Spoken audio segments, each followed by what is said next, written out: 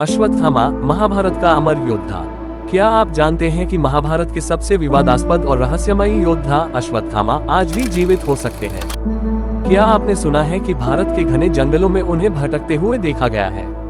कैसे एक महान योद्धा जिसे अमरता का वरदान मिला, अपने क्रोध और प्रतिशोध के कारण एक अभिशाप में फंस गया? और क्या अश्वत्थामा का ब्रह्मास्त्र आज भी मानवता के लिए एक खतरा है?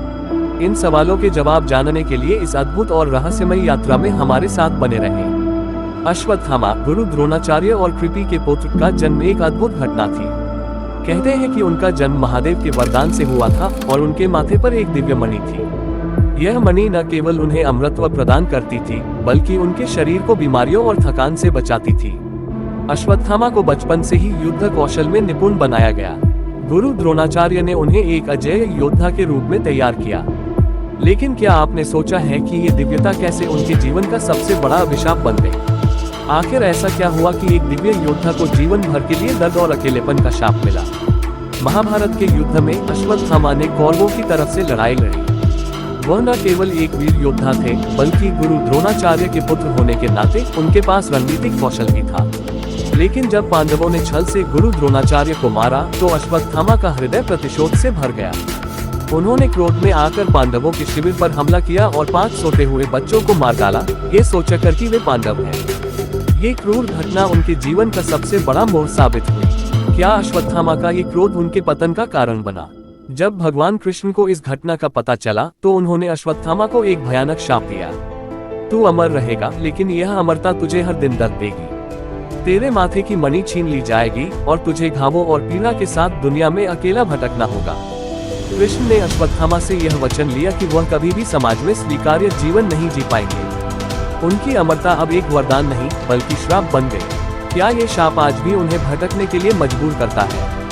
अश्वत्थामा के जीवन का सबसे विवादास्पद हिस्सा था ब्रह्मास्त्र का उपयोग। जब उन्होंने पांडवों से बदला लेने की ठानी, तो उन्होंने ये दिव्यास्त्र उत्तरा के गर्भ में पल रहे अभिमन्यु के पुत्र परीक्षित पर लक्षित किया।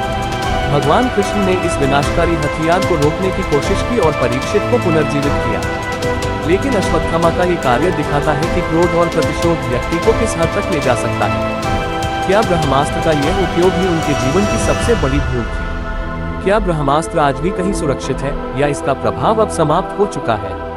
आज भी अश्वत्थामा के जीवित होने की कहानियां भारत के कई हिस्सों से आती है। मध्य प्रदेश के जंगलों, विशेषकर नर्मदा नदी के पास, कई लोग दावा करते हैं कि उन्होंने एक साधु को देखा है, जिसके माथे पर एक गहरा घाव है। कुछ का कहना है कि अश्वत्थामा मंदिरों में पूजा करते हैं, लेकिन जैसे ही कोई उन्हें पहचानने की कोशिश करता है, वह गायब हो जाते हैं। क्या ये सिर्फ एक लोककथा है, या वास्तव में इतिहास के पन्नों से निकलकर वह आज भी हमारे बीच मौजूद है? क्या आप विश्वास करते हैं कि अश्वत्थामा अमर है? और अगर हाँ, तो वह इतने वर्षों तक कैसे जीवित रह सकते हैं? अश्वत्थामा की कहानी हमें कई महत्वपूर्ण सीख देती है। क्रोध और प्रतिशोध का अंत हमेशा विनाशकारी होता है।